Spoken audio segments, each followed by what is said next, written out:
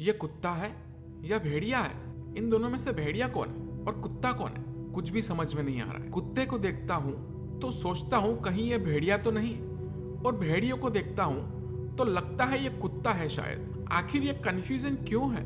क्या ये दोनों एक ही प्रजाति के हैं? अगर हाँ तो एक भेड़िया और दूसरा कुत्ता क्यों है, और अगर नहीं तो दोनों एक जैसे क्यों दिखते हैं? ऐसे ही सवाल शायद आपके मन में भी आते होंगे, तो क्यों न इस कंफ्यूजन को दूर ही कर लिया जाए।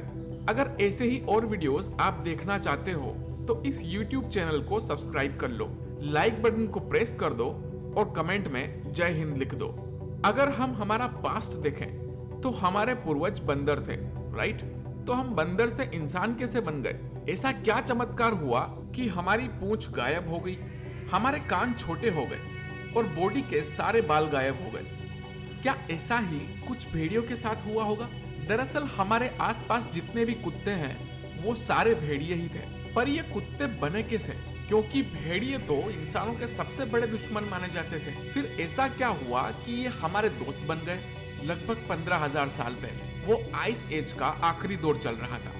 धरती पर इंसानों की आबादी तेजी से बढ़ने लगी थी। इस टाइम को प्लेस्टोसिन कहा जाता है। इस दौरान भेड़िए भी काफी फले फूले।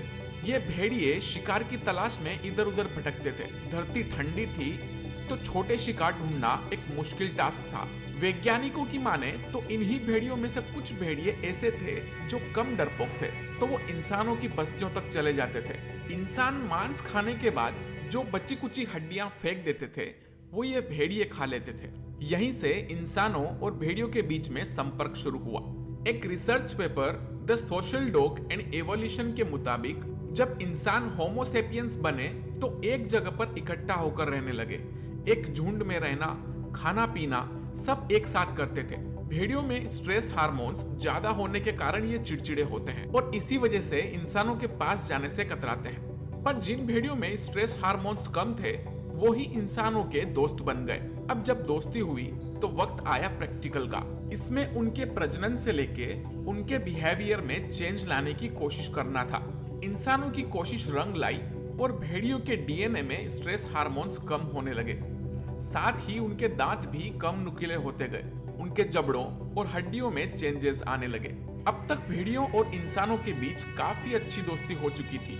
एशिया रीजन में जो कुत्ते पाए जाते हैं उनकी प्रजाति ग्रे वुल्फ से निकली है। वहीं अफ्रीका के कुत्ते सियार की प्रजाति के हैं। अब अगला सवाल ये उठता है कि भेड़ियों को सबसे पहले पालतू कहाँ बनाया गया? इस पर वैज्ञानिकों की एक राय नहीं है। रिसर्च पेपर्स के मुताबिक देखें तो चीन में 16,000 साल पहले और भारत में करीब 12 से 14,000 साल पहले भेड़िए पाले जाने लगे थे। वहीं अमेरिका में लगभग 10,000 साल पहले। अब अगर ये बात सच है कि कुत्ते भेड़िए थे, तो जो आज हम हमारे आसपास जो कुत्ते देखते हैं वो एक जैसे क्यों नहीं है? इनकी तो अलग अलग ब्रीड्स हैं। ऐसा क्यों? तो ये हुआ कुत्तों की क्रॉस ब्रीडिंग से। मतलब एक नस्ल के कुत्ते का प्रजनन दूसरी नस्ल के कुत्ते से करवाया गया और दो अलग अलग ब्रीड्स के डीएनए मिलने से एक नया डीएनए विकसित हुआ। तो इस तरह से नई नई प्रजातियां बनती चली गई। आज भी भेड़ियों की तरह दिखने वाले 11 तरह के कुत्ते मौजूद हैं, जिनमें सबसे फेमस है अलास्कन मलमुट और साइबेरियन हस्की। तो ये था भेड़ियों का कुत्ता बनने का पूरा सफर। अपना प्यार ऐसे ही हमें देते रहिए। मिलते हैं नेक्स्ट वीडियो में।